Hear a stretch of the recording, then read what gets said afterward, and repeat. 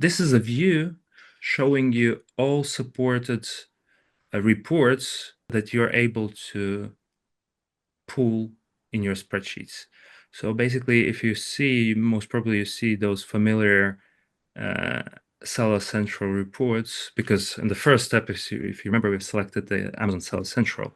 Obviously, if at the first step, it would, like, if you select Amazon Ads accounts, there would be a different set of available reports related to Amazon Ads.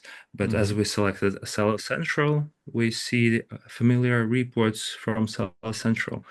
Yeah, for this particular demo, I think I will go ahead and select active listings reports. I'll pull, I don't know, my SKU. I can also search for it. Mm-hmm.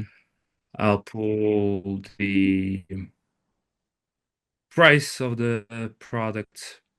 So every attribute that we are selecting here ultimately will become a column in our spreadsheet.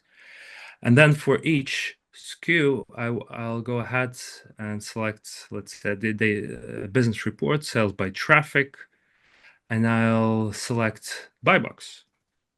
Mm-hmm. Buy box percentage, I'll select my sales, and that's for 30 days. Next, I want to compare it with my, let's say, 14-day period. So I can select the same business report but for the 40 days and also get product sales for my 14 days. Mm-hmm. Then I can go, for example, to restock inventory or yeah, and get my, let's say, total inventory, total units available currently on Amazon. Alex, quick question, please. Tell me. The how far the data goes back? Like say it's sales, like 14, 30 days. There might be, someone wants to compare 2023 Christmas to 2024 Christmas and see like how they did. I mean like Christmas like as let's say December. Mhm. So I'm just curious how far would it go? Yeah, it's a great question. You have a flexibility of creating a custom data ranges. So you can go custom X days back.